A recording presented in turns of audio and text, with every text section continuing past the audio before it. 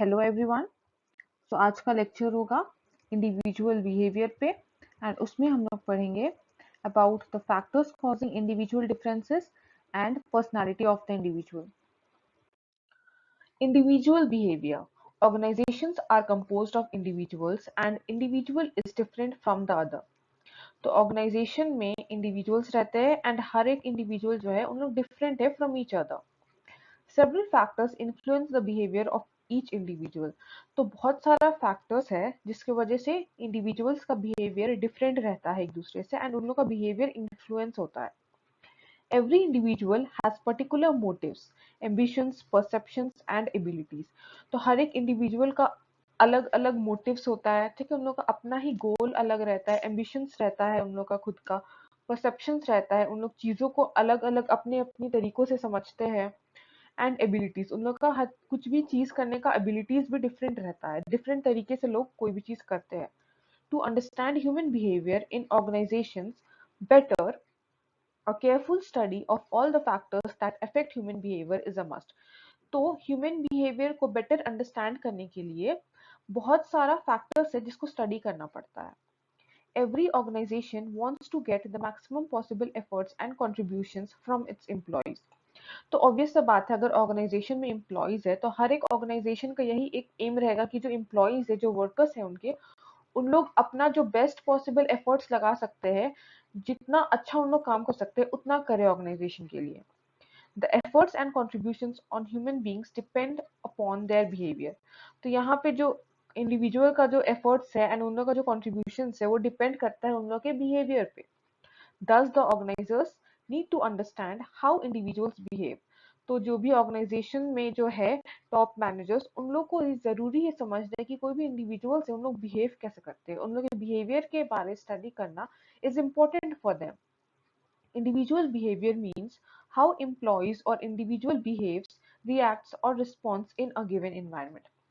तो यहाँ पे इंडिविजुअल बिहेवियर का यही मतलब है कि कैसे जो एम्प्लॉयज है या फिर कोई भी इंडिविजुअल है उन लोग बिहेव करते हैं, उन लोग कैसे रिएक्ट करते हैं, उन लोग कोई भी गिवन सिचुएशन में उन लोग का रिस्पॉन्ड क्या रहता है, किस तरीके से उन लोग रिएक्ट करते हैं अलग अलग टाइप के सिचुएशंस में। तो वही स्टडी करता है इंडिविजुअल बिहेवियर में। आगे देखते हैं factors causing individual differences. Individual behaviour caused by, यानी कि ये सारा वेरिएबल्स है जिसकी वजह से जो इंडिविजुअल्स है they are different from each other. So individual variables में आता है फिजियोलॉजिकल वेरिएबल्स, उसमें intelligence, physical abilities, age, gender, race. तो ये सब की वजह से भी हर एक इंडिविजुअल जो है दे आर डिफरेंट। दूसरा है सोशियो साइकोलॉजिकल वेरिएबल्स, उसमें personality, perception, learning, attitudes and values, फिर मोटिवेशन। सिचुएशनल वेरिएबल्स, तो सिचुएशनल वेरिएबल्स में इसका मतलब ये है कि सिचुएशन के हिसाब से भी इंडिविजुअल्स जो है उन लोग का बिहेवियर अलग रहता है। तो उसमें पहला है ऑर्गेनाइजेशनल वेरिएबल्स, तो organisation structure, organisation processes, organisation culture. दूसरा है job variables, nature of job, work environment. तो ये सारा फैक्टर्स है जो कॉज करता है इंडिविजुअल के डिफरेंसेस में, यानी कि ये सारा फैक्टर्स की वजह से इंडिविजुअल में डिफरेंसेस रहता है।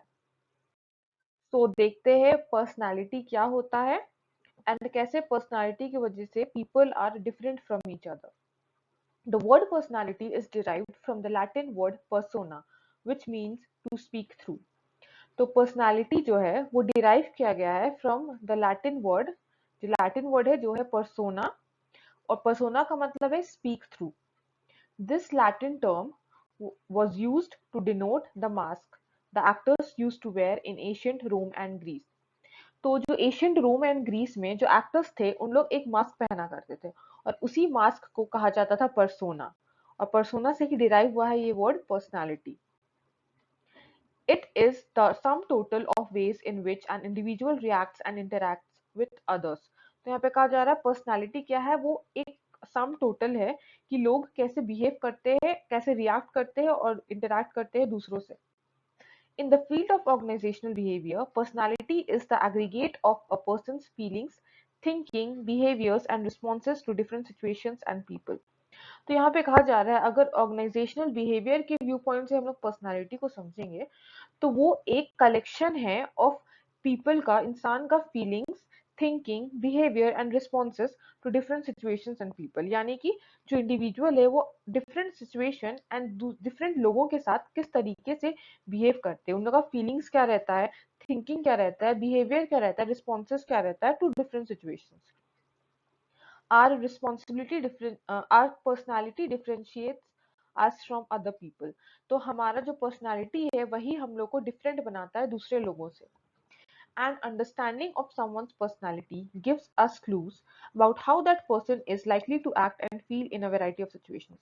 तो अगर मैनेजर्स को किसी एक पर्सन का पर्सनालिटी समझ में आ गया कि वो इंसान का पर्सनालिटी क्या है, तो उससे उन लोगों का आइडिया मिल जाएगा कि अच्छा ये पर्सन जो है वो किस सिचुएशन में किस तरीके से बिहेव करेगा, किस तरीके से एक्ट करेगा या किस तरीके से फील करेगा वो सिचुएशन को। ठीक है, आगे है in order to effectively manage organisation and understanding of different employees personalities is helpful. तो यहाँ पे कहा जा रहा है कि कोई भी ऑर्गेनाइजेशन को अगर इफेक्टिवली मैनेज करना है अपना एक्टिविटीज, अपना ऑर्गेनाइजेशनल एक्टिविटीज को, तो उसके लिए उन लोगों को सबसे पहले अंडरस्टैंड करना पड़ेगा कि एम्प्लॉयज का पर्सनालिटी क्या है और उन लोग कैसे डिफरेंट है एक दूसरे से। ये बहुत हेल्पफुल रहेगा कोई भी ऑर्गेनाइजेशन के लिए। आगे देखते हैं डिटर्मिनेंट्स ऑफ पर्सनालिटी। यानी कि ऐसा कौन कौन सा फैक्टर्स है जो हमारा पर्सनालिटी को डिटरमाइन करता है। तो पहला है बायोलॉजिकल फैक्टर्स। उसमें है पहला हेरिडेटरी। यानी कि ऐसे कौन कौन सा ट्रेड्स जो हम लोग अपने पेरेंट्स से इनहेरिट करते हैं, हम लोग अपने माता पिता से इनहेरिट करते हैं। तो ट्रेड्स जैसे हम लोग का आई कलर हो गया, हेयर कलर हो गया, हमारा फिजिक हो गया, हमारा हाइट हो गया, ये सारा चीज हम लोग अपने पेरेंट्स से इनहेरिट करते हैं। तो वो होता है हेरिडेटरी। दूसरा है फिजिकल फीचर्स। फिजिकल फीचर्स हो गया हमारा height, weight, colour, facial appearance. ये सारे की वजह से ही सब लोग डिफरेंट है, सबका पर्सनालिटीज डिफरेंट है। तो ये फिजिकल फीचर्स भी एक फैक्टर है जो डिटरमाइन करता है पर्सन के पर्सनालिटी को। दूसरा है इन्वायरमेंटल फैक्टर्स। उसमें पहला है फैमिली एंड सोशल फैक्टर्स। तो फैमिली एंड सोशल फैक्टर्स जैसे कि कोई भी पर्सन अपने फैमिली एंड अपने सोशल सोसाइटी के अकॉर्डिंग भी उनका जो पर्सनालिटी है वो इफेक्ट होता है। फॉर एग्जाम्पल, कोई पर्सन है जो एक ऐसा फैमिली में पला बढ़ा है जहाँ पे बहुत वायलेंस रहा है, हमेशा बहुत एग्रेसिव नेचर रहा है, बहुत लड़ाई झगड़ा रहा है उस फैमिली में। तो वो जो पर्सन है, जो बच्चा है, जो पला बढ़ा है वहां पे, उसका पर्सनालिटी उसी अकॉर्डिंग डेवलप होगा। जब वो बड़ा हो जाएगा तो ये उसकी पर्सनालिटी में दिखेगा। हो सकता है उसका नेचर एग्रेसिव हो, और इसका रीजन क्यों होगा, क्योंकि उसका फैमिली एंड उसका सोशल फैक्टर्स वैसा था, उसका जो इन्वायरमेंट है जहाँ पे वो रहा है वो वैसा था। तो इस वजह से उसका पर्सनालिटी में ये डिटरमाइन किया ये सारा फैक्टर्स। तो वही है फैमिली एंड सोशल फैक्टर्स। दूसरा है कल्चरल एंड रिलीजियस फैक्टर्स। तो ये भी ऑब्वियस है कि आप जिस कल्चर में हो, आप जिस रिलीजन को बिलोंग करते हो, तो उसी टाइप का इन्वायरमेंट है आपका, तो आपका पर्सनालिटी भी उसी तरीके से होगा। अब सपोज एग्जांपल ले लेते हैं, कोई हम लोग कोई पंजाबन से मिले, कोई लड़की या लड़का है जो पंजाबी है, तो वो देख के हम लोग को पता चल जाएगा या उसके पर्सनालिटी उसका ऐसा रहेगा कि समझ में आ जाएगा कि हाँ वो इंसान पंजाबी है। क्यों? क्योंकि उसका कल्चर वैसा रहा है, वो उस टाइप के कल्चर, उस टाइप के इन्वायरमेंट में पला बढ़ा है वो इंसान, तो ये उसके उस वजह से उसके पर्सनालिटी में दिख रहा है। तो ये होता है कि कल्चरल एंड रिलीजियस फैक्टर्स भी है जो इंसान का पर्सनालिटी डिटरमाइन करता है। थर्ड है सिचुएशनल फैक्टर्स। तो सिचुएशनल फैक्टर्स यानी कि कोई ऐसा सिचुएशंस जो इंसान की पर्सनालिटी को डिटरमाइन करे।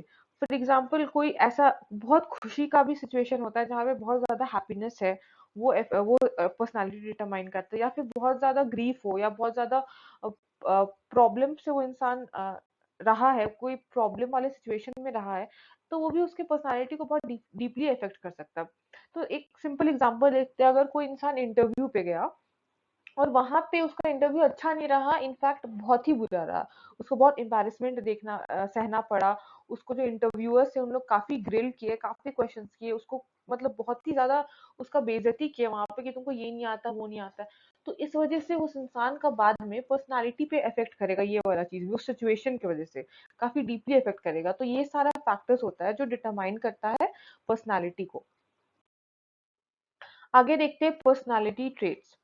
पहला है self esteem, then locus of control, then self efficacy, self monitoring, type A and type B personality, and then emotional intelligence. आगे ये सारा पर्सनालिटी ट्रेट्स के बारे डिटेल में स्टडी करेंगे। आगे देखते हैं self esteem. Self esteem refers to the degree to which an individual likes or dislikes himself or herself। तो यहाँ पे सेल्फ एस्टीम का मतलब है एक इंडिविजुअल कितना अपने आप को लाइक एंड डिसलाइक करता है, यानी कितना अपना आपको पसंद या नापसंद करता है। अगर वो अपने आप को बहुत पसंद करता है यानी कि उसका सेल्फ एस्टीम बहुत हाई है, and if that individual doesn't like himself और हरसेल्फ तो उसका सेल्फ एस्टीम लो है। It determines how far people regard themselves as capable, successful, important and worthy individuals। तो यहाँ पे कहा जा रहा है कोई एक इंडिविजुअल अगर अपने आप को बहुत केपेबल समझता है, यानी कि उसको लगता है कि हाँ ये मैं कर लूंगा या कर लूंगी, और अपने आप को सक्सेसफुल समझता है, अपने आप को इम्पोर्टेंट समझता है, अपने आप को वर्दी समझता है, तो वो पर्सन का सेल्फ एस्टीम अच्छा है, यानी कि काफी हाई है। Expectations for success are directly related with self esteem। यानी कि आप अपना सक्सेस अपने सेल्फ एस्टीम से ही एक्सपेक्ट कर सकते हैं। अगर सेल्फ एस्टीम हाई है तो आप सक्सेसफुल होगे, अगर सेल्फ एस्टीम लो है तो आप सक्सेसफुल नहीं होगे। People who feel good about themselves will produce good results. तो ऑब्वियस सा बात है, अगर लोग अपने बारे में अच्छा सोचते हैं, अगर उनको लगता है कि हाँ वो ये काम कर लेंगे, they are positive about themselves, तो उन लोग प्रोड्यूस करेंगे good results. High self-esteem people are high performers since they tend to take up more challenging assignment। तो यहाँ पे कहा जा रहा है लोग जिनका हाई सेल्फ एस्टीम है उन लोग अच्छे परफॉर्मर्स रहते हैं, क्योंकि उन लोग चैलेंजिंग असाइनमेंट्स या चैलेंजिंग टास्क लेते हैं करने के लिए। Low self esteem contributes to poor performance and they are more likely to suffer depression and greater stress। तो लोग जिनका बहुत लोएस्ट सेल्फ एस्टीम रहता है, उनको लगता है वो नहीं कुछ कर पा रहे हैं, उनको लगता है कि ये मेरे से नहीं होगा, मेरे से ही नहीं होगा, बाकी लोग कर लेगा ये काम, मेरे से नहीं होगा। तो इसकी वजह से उन लोगों का जो परफॉर्मेंस है वो भी बहुत पुअर रहता है, एंड ये लीड करता है डिप्रेशन में एंड स्ट्रेस में। आगे है locus of control. People believe that they are in control of events or events control them। तो बहुत लोग को ऐसा लगता है कि वो कोई भी सिचुएशन उसको वो कंट्रोल कर सकते हैं। And on the other hand कुछ लोग ऐसे होते हैं जिन लोगों को लगता है कि सिचुएशन कंट्रोल करता है उन लोग को, यानी कि उन लोगों का किस्मत कंट्रोल करता है उन लोग को, उन लोग नहीं कंट्रोल कर पाएंगे सिचुएशन को। तो there are two types of locus of control, internal, external. Internal locus of control believe that they control and shape the course of events in their lives। तो इंटरनल लोकस ऑफ कंट्रोल उन लोग believe करते, ऐसे लोग believe करते हैं कि उन लोग कंट्रोल कर सकते हैं कोई भी सिचुएशन को, उन लोग हैंडल कर सकते हैं कोई भी सिचुएशन को, कोई भी सिचुएशन जो है वो उन लोग के बस में है। और जो एक्सटर्नल लोकस ऑफ कंट्रोल है, they believe that events occur purely by chance और because of factors beyond their own control. तो जो एक्सटर्नल होते हैं, एक्सटर्नल लोकस ऑफ कंट्रोल होते हैं, उन लोग को लगता है कि उन लोग के कंट्रोल में नहीं है कोई चीज, वो बियॉन्ड देयर ओन कंट्रोल है, उन लोग नहीं कंट्रोल कर सकते कोई भी सिचुएशन को। अब जो होना था वो तो हो गया, उन लोग अपने लक को कोसते हैं कि मेरा लक था ये हो गया तो हो गया। तो ऐसा कहते हैं एक्सटर्नल लोकस। आगे external locus remain mostly inactive and allow the events occur on their own. तो जो इस टाइप के होते हैं, जो एक्सटर्नल लोकस ऑफ कंट्रोल पे बिलीव करते हैं, उन लोग का यही रहता है कि उन लोग बहुत इनएक्टिव रहता है, क्योंकि उन लोग को लगता है कि ये तो होना था तो हो गया, मेरे कंट्रोल में नहीं है। तो वैसे लोग ऑब्वियसली उन लोग इनएक्टिव रहेंगे, एंड जो होना है उसको होने देंगे, उन लोग कोशिश नहीं करेंगे कि वो सिचुएशन को हैंडल करे या कंट्रोल करे। On the other hand, जो internal locus होते हैं, they seek opportunities for advancement and rely more on their abilities and judgment at work। तो जो internal locus of control के लोग होते हैं, उन लोग अपॉर्चुनिटीज ढूंढते हैं, एंड उन लोग चाहते हैं कि जितना अपॉर्चुनिटीज मिले उससे उससे उससे ही उन लोग को और एडवांसमेंट होगा, एंड उन लोग और मेहनत करेंगे और सिचुएशंस को और बेटर बनाते जाएंगे। और उन लोग डिपेंड करते हैं अपने काम पे, उन लोगों को लगता है वो अपने सिचुएशंस हैंडल कर सकते हैं अपने काम को करके। अगर उन लोग अच्छे से परफॉर्म कर पाएंगे तो जो अ, हमेशा अच्छा ही होगा, उन लोग खुद ही सिचुएशन को कंट्रोल कर सकते हैं। आगे है self efficacy. It refers to the belief that a person has in their own capabilities to perform a specific task। तो सेल्फ एफिकेसी में एक पर्सन में वो उनमें बिलीव रहता है कि वो अपना टास्क खुद ही कर लेंगे अपने कैपेबिलिटीज से। People with high self-efficacy have strong self-confidence and have conviction to complete a given task। तो जिन लोगों का हाई सेल्फ एफिकेसी रहता है उन लोगों का कॉन्फिडेंस भी काफी हाई रहता है, सेल्फ कॉन्फिडेंस काफी स्ट्रांग रहता है, एंड उन लोगों को ये पता रहता है कि हाँ मेरा उन लोग इतना सेल्फ कॉन्फिडेंस हाई रहता है कि उन लोग को पता रहता है कि उन लोग जो भी टास्क उन लोग को दिया जाए वो उन लोग कर ही लेंगे। They respond to negative feedback with increased motivation and effort. तो अगर कोई नेगेटिव फीडबैक मिलता है उन लोगों को, कोई नेगेटिव रिव्यूज मिलता है, तो उस पे ऐसा नहीं होता है कि उन लोगों को कॉन्फिडेंस डाउन हो जाता है, लेकिन उन लोगों का मोटिवेशन और बढ़ जाता है। उन लोगों को लगता है अच्छा ठीक है, इस बार नेगेटिव है, इस बार सही नहीं हुआ है, लेकिन हम लोग और मेहनत करके इसको देखना पॉजिटिव कर देंगे, एक दिन अच्छा प्रॉपरली परफॉर्म करेंगे और उसके बाद पॉजिटिव फीडबैक रहेगा। तो ये उन लोग का थिंकिंग रहता है। Whereas people with low self-efficacy are more likely to give up and reduce their motivation. तो यहाँ पे कह रहा है कि जो पीपल है जिन लोगों का लो सेल्फ एफिकेसी रहता है, उन लोग बहुत जल्दी गिव अप कर देते हैं और उन लोगों का मोटिवेशन भी काफी लो रहता है ऑलवेज। तो कोई भी ऑर्गेनाइजेशन को ये देखना चाहिए कि जो इंडिविजुअल जिसका सेल्फ एफिकेसी हाई है, उन लोग उसको हायर करें अपने ऑर्गेनाइजेशन में। नेक्स्ट है self monitoring. It refers to a person's ability to adjust with new situational factors. तो यहाँ पे है कि एक इंसान का क्या एबिलिटी है, क्या एक इंसान एडजस्ट कर सकता है एक न्यू सिचुएशन में या फिर वो नहीं कर सकता अपने आप को एडजस्ट। तो वही होता है सेल्फ मॉनिटरिंग। आगे देखते हैं persons with high self monitoring have high adaptability to the new situational factors while persons with low self monitoring lack adaptability। तो यहाँ पे कहा जा रहा है एक ऐसा इंसान जिसके पास हाई सेल्फ मॉनिटरिंग एबिलिटी है, वो जल्दी से कोई भी सिचुएशन में अपने आप को ये कर लेगा, एडजस्ट कर लेगा, ठीक है। और जिसके पास लो सेल्फ मॉनिटरिंग कैपेबिलिटी है, वो नहीं एडजस्ट कर पाएगा। कोई भी उसको सिचुएशन में डालो, उसको नया सिचुएशन में जाने के लिए प्रॉब्लम होगा। लेकिन जिसके पास है सेल्फ मॉनिटरिंग एबिलिटी, वो पर्सन एडजस्ट कर लेगा। उसको कोई भी सिचुएशन में डालो, वो इंसान खुशी खुशी एडजस्ट कर लेगा उस सिचुएशन में। Very often, high self-monitors are capable of presenting contradictions between their public selves and private selves. तो यहाँ पे एक ऐसा पर्सन जिसके पास हाई सेल्फ मॉनिटरिंग कैपेबिलिटी है, वो इंसान के पास बहुत वो एबिलिटी रहता है कि वो प्राइवेट में कुछ और रहे और पब्लिक में कुछ और रहे। ठीक है, यानी कि वो एडजस्ट कर सकता है अपने अकॉर्डिंग। अपने प्राइवेट में वो किसी तरीके से, पब्लिक में उसको पता है किस तरीके से बिहेव करना है और एकदम वो अलग तरीके से बिहेव करेगा उस सिचुएशन के according. They tend to pay closer attention to the behavior of others and are capable to conform to such behavior.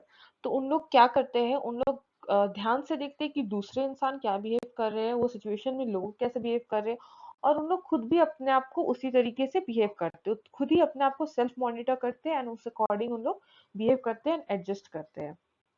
Low self-monitors display their true dispositions in every situation, hence consistency in their behavior irrespective of the situations। तो यहाँ पे जो low self monitors है, उन लोग का हर situation में same ही रहता है, उन लोग का बिहेवियर, उन लोग एडजस्ट नहीं कर पाते। अब इंसान को सिचुएशन वाइज ही बिहेव करना चाहिए, लेकिन जो सेल्फ मॉनिटर्स होते हैं, जिन लोग का बहुत लो सेल्फ मॉनिटरिंग कैपेबिलिटी होता है, उन लोगों का जो बिहेवियर रहता है पब्लिक में, प्राइवेट में, वो सेम रहता है। उन लोग एडजस्ट नहीं कर पाते अपने आप को सिचुएशन के अकॉर्डिंग। आगे है type A and type B personality. Personality has been grouped into two categories denoted by alphabets A and B.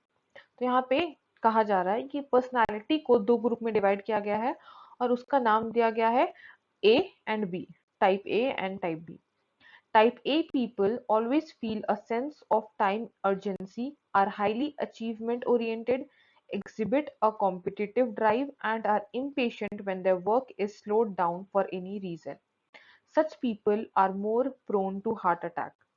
तो यहाँ पे कहा जा रहा है कि टाइप ए के लोग, उन लोग को बहुत क्या होता है, सेंस ऑफ टाइम अर्जेंसी, यानी कि उन लोग को हर काम में लगता है कि अच्छा उनके पास टाइम कम है और उन लोग को बहुत जल्दी हर काम कंप्लीट करना रहता है। इसलिए कहा जा रहा है कि आर हाईली अचीवमेंट ओरिएंटेड, उन लोग को टाइम बहुत इंपॉर्टेंट रहता है उन लोग के लिए, उन लोग को हर काम एकदम जल्दी करना है, जल्दी अचीव करना है। एग्जिबिट अ कॉम्पिटिटिव ड्राइव, इस वजह से उन लोग में काफी वो कॉम्पिटिटिव का, कंपटीशन का भावना रहता है। And are impatient, obviously they are impatient, क्योंकि उन लोग को लग रहा है खत्म नहीं हो रहा, मतलब खत्म करना है जल्दी से काम। तो they are impatient and when their work is slowed down for any reason, अगर किसी वजह से उन लोग का काम स्लो हो गया, तो उन लोग को लगता है कि नहीं, उन लोग को लगता है नहीं ये जल्दी करना है, उन लोग को टेंशन हो जाता है। और कहा जा रहा है such people are prone to heart attack. On the other hand, type B people are easygoing, do not have urgency for time, and do not experience the competitive drive. तो कहा जा रहा है जो टाइप बी के लोग रहते हैं उन लोग काफी इजी गोइंग रहते हैं, उन लोग काफी चिल्ड आउट रहते हैं, उन लोगों को किसी चीज का काम करने का बहुत अर्जेंसी नहीं रहता है, उन लोगों को लगता है हाँ चलो काम हो जाएगा, करना है हो जाएगा। एंड कहा जा रहा है and do not experience the competitive drive. तो उन लोग में वो कंपटीशन का ये नहीं रहता है, उन लोग बस हाँ चलो इजी गोइंग, बहुत आराम से जो हो रहा है करना है हो जाएगा, उस टाइप वाला एटीट्यूड रहता है टाइप बी के पीपल लोग में। नेक्स्ट है इमोशनल इंटेलिजेंस।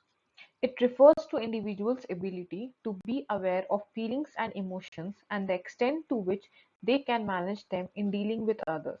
तो यहाँ पे कहा जा रहा है इमोशनल इंटेलिजेंस में कि इंडिविजुअल का एबिलिटी कितना है कि वो अपने फीलिंग्स एंड इमोशंस को मैनेज कर पाए, कंट्रोल कर पाए या फिर हैंडल कर पाए जब वो दूसरों से मिलते हैं तब।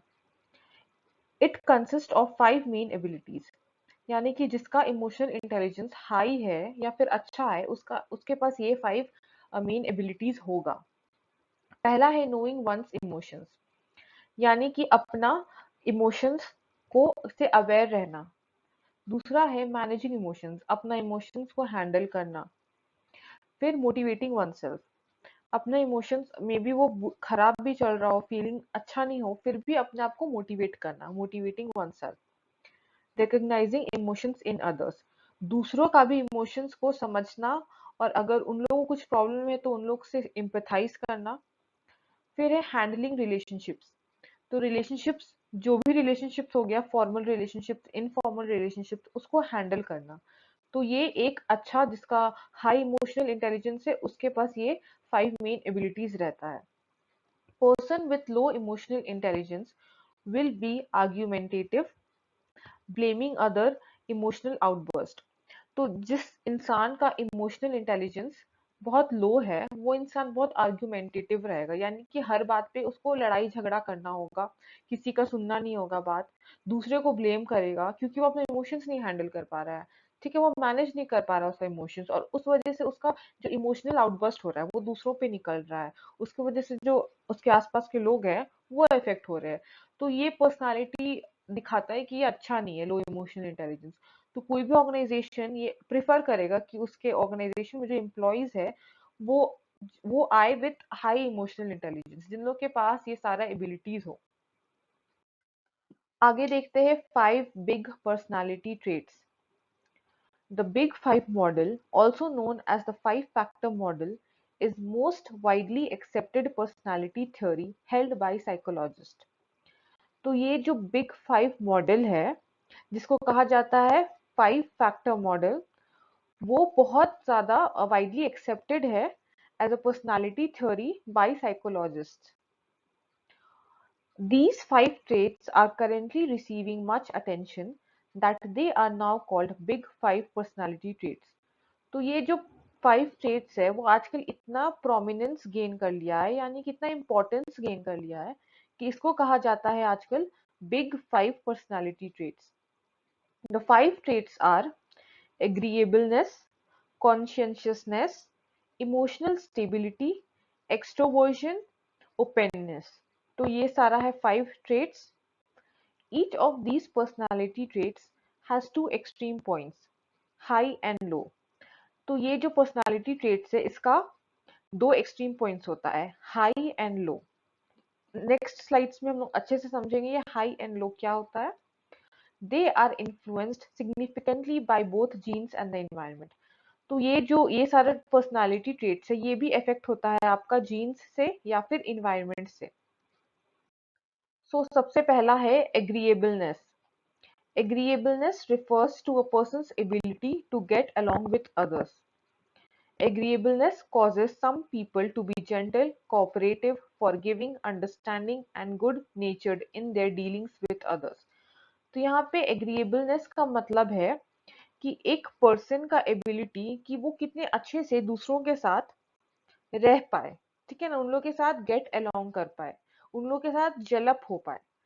तो वो कैसे होगा अगर वो पर्सन जेंटल है, कोऑपरेटिव है, फॉरगिविंग है, अंडरस्टैंडिंग है और अच्छे नेचर का है, तभी उसका जो एग्रीएबलनेस है वो हाई होगा। ठीक है, अगर कोई पर्सन का एग्रीएबलनेस हाई है तो उसमें ये सारा क्वालिटीज होगा. Though researchers have not yet fully investigated the effects of agreeableness, it seems likely that highly agreeable people are better in developing good working relationships with co-workers, subordinates and superiors. तो यहाँ पे कहा जा रहा है कि researchers अभी पूरी तरीके से इन्वेस्टिगेशन नहीं किए हैं एग्रीएबलनेस के इफेक्ट के बारे, लेकिन भी बहुत ज्यादा चांसेस ये पाया गया है कि अगर कोई पर्सन वो अगर हाईली एग्रीएबल है तो वो वो डेवलप करेगा good working relationships with coworkers, यानी कि उसका जो रिलेशनशिप है अपने कलीग्स के साथ वो काफी अच्छा रहेगा, सबॉर्डिनेट्स के साथ अच्छा रहेगा एंड सुपीरियर्स के साथ भी अच्छा रहेगा. Whereas less agreeable persons are not likely to have good working relationships. और कहा जा रहा है जो लोग जिसका एग्रीएबलनेस लो है, यानी कि लेस एग्रीएबल पर्सन है वो, तो उसका वर्किंग रिलेशनशिप्स अच्छा नहीं रहेगा, यानी कि उसके कलीग्स के साथ, उसके सबऑर्डिनेट्स के साथ, सुपीरियर्स के साथ अच्छा रिलेशन नहीं रहेगा. The same behavioral pattern may extend to relationships with customers, suppliers and other organizational constituents. तो ये सेम बिहेवियरल पैटर्न जो है वो कस्टमर्स में भी अप्लाई हो सकता है, सप्लायर्स में भी और अदर ऑर्गेनाइजेशनल कॉन्स्टिट्यूएंट्स, यानी कि कस्टमर्स भी अगर हाईली एग्रीएबल है तो उसका रिलेशनशिप अच्छा रहेगा बाकी लोग से, क्योंकि उसमें ये सारा क्वालिटीज रहेगा, वो रहेगा जेंटल, कोऑपरेटिव, फॉरगिविंग, अंडरस्टैंडिंग. और सेम आता है ऑर्गेनाइजेशन के बाकी स्टेक होल्डर्स के लिए भी. ठीक है, आगे है कंसेंशियसनेस. So, conscientiousness refers to the number of goals on which a person focuses his attention. तो यहाँ पे conscientiousness का मतलब है number of goals जो एक person फोकस करता है, यानी कि कितने number of goals पे वो फोकस करता है एक टाइम पे. Persons who focus on relatively few goals at a time are likely to be organized, systematic, careful, thorough and disciplined. They tend to focus on small number of goals at one time. तो यहाँ पे कहा जा रहा है कि ऐसा person जो एक टाइम पे कम गोल्स पे फोकस करता है वो इंसान ज्यादा ऑर्गेनाइज्ड होता है, सिस्टमैटिक होता है, केयरफुल होता है, थॉरो होता है एंड डिसिप्लिन्ड रहता है. Persons with less consciousness tend to pursue a wider array of goals and as a result to be more disorganized, careless and even irresponsible as well as less thorough and self-disciplined. तो यहाँ पे ऐसा इंसान जिसका कंसेंशियसनेस आपका लो है, वो इंसान का ज्यादा गोल्स रहेगा, ज्यादा गोल्स पे वो इंसान फोकस करेगा और उस वजह से वो डिसऑर्गेनाइज्ड रहेगा, ज्यादा केयरलेस रहेगा, इररिस्पॉन्सिबल रहेगा और लेस थॉरो रहेगा एंड सेल्फ डिसिप्लिन भी उसका काफी कम रहेगा, सेल्फ डिसिप्लिन नहीं रहेगा वो इंसान. Researchers show that more conscientious persons tend to be higher performers than less conscientious persons. तो यहाँ पे रिसर्चर्स का मानना है कि जिन लोग का कंसियसनेस हाई है उन लोग बेटर परफॉर्मेंस रहते हैं, लेकिन लेस कंसियसनेस पर्सन्स लोग का परफॉर्मेंस अच्छा नहीं रहता है. This pattern seems to be logical since conscientious persons take their jobs seriously and approach their jobs in a highly responsible fashion. तो यहाँ पे माना जाता है कि ऐसा एम्प्लॉइज, ऐसा पर्सन जिन लोगों का कंसेंशियसनेस हाई है उन लोग ज्यादा रिस्पॉन्सिबल होते हैं एंड ऑर्गेनाइजेशन को वैसे ही एम्प्लॉइज पसंद आते हैं जिन लोग ज्यादा सेल्फ डिसिप्लिन्ड है, जिन लोग ऑर्गेनाइज्ड है, सिस्टमैटिक है एंड जिन लोग गोल्स को कम गोल्स पे फोकस करते हैं एक टाइम पे. ऐसा ना हो कि एक टाइम पे उन लोग बहुत सारे गोल्स पे फोकस कर रहे हैं, तो ऐसे में उन लोग काफी डिसऑर्गेनाइज्ड हो जाते हैं. तो इसलिए ऐसा पर्सन जिसका हाई कंसिस्टेंस है और वो कम गोल्स पे एक टाइम पे फोकस कर रहा है तो वही इंसान को ऑर्गेनाइजेशंस प्रेफर करते हैं. आगे देखते हैं इमोशनल स्टेबिलिटी.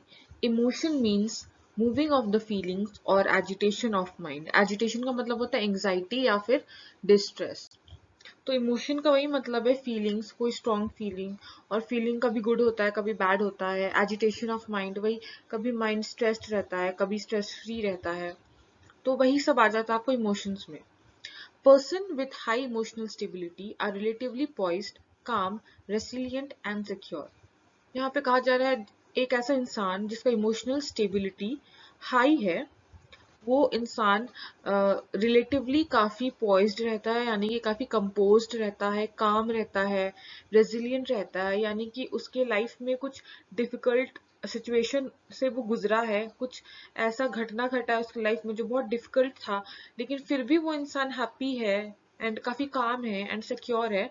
तो वही कह रहा है कि जिसका इमोशनल स्टेबिलिटी हाई रहता है उसमें ये सारा क्वालिटीज रहता है।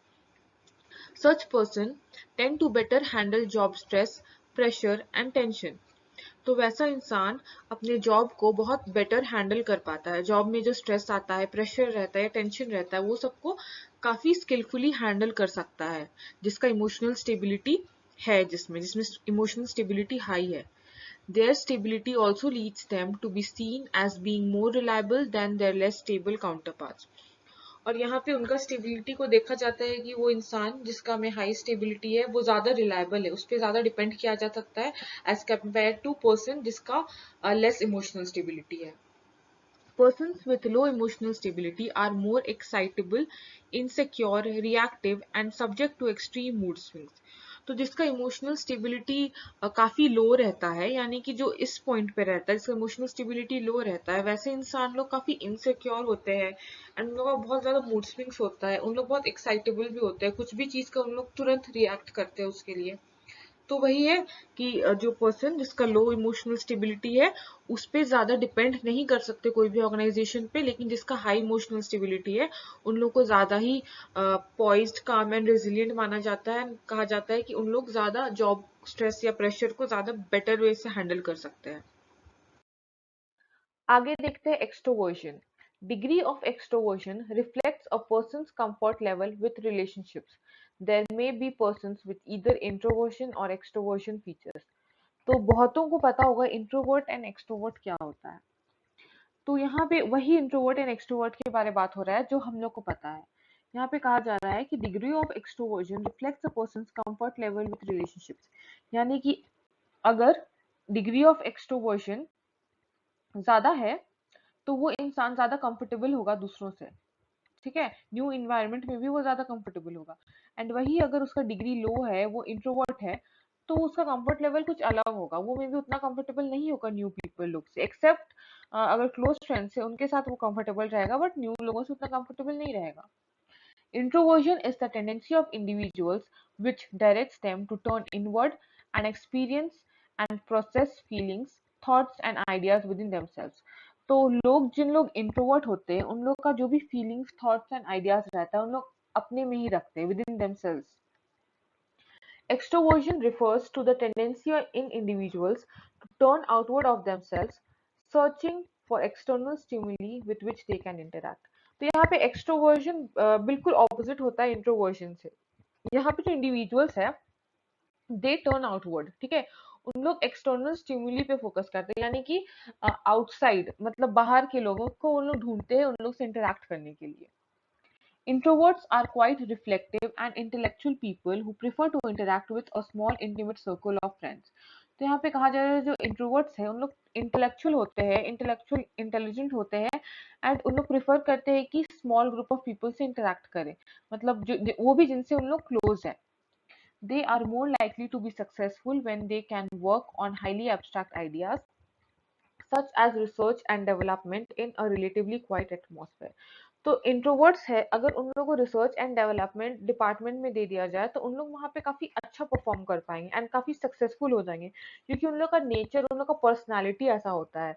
वहाँ पे उस वैसे डिपार्टमेंट्स में, रिसर्च एंड डेवलपमेंट डिपार्टमेंट्स में जो एटमॉस्फेयर है वो भी काफी क्वाइट होता है, वहाँ पे उन लोगों का ज्यादा इंटरेक्शन नहीं होता है, उन लोग अपने में आराम से काम कर सकते हैं।